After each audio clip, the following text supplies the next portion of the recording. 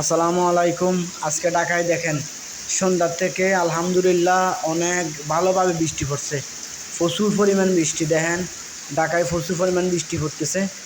বৃষ্টি পড়ার কারণে যেহেতু দেশ দুনিয়াদার একটু ঠান্ডা হবে, গরমের জন্য তেমনি টিকা যায় না।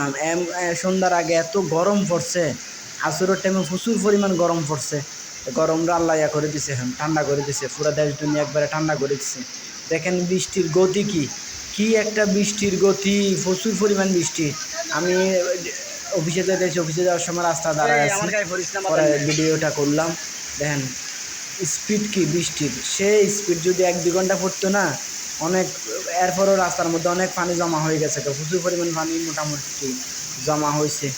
হাইরে বৃষ্টি, কারা বলে বৃষ্টি, অনেক বৃষ্টি পড়ছে। আলহামদুলিল্লাহ যেহেতু বৃষ্টিটা পড়ে দেশ দিন একটু ঠান্ডা হয়েছে, মানুষ একটু ভালোভাবে ঘুমাইতে পারবো। এই বৃষ্টি না হলে যে মশা, প্রচুর পরিমাণ মশা, আবার গরম।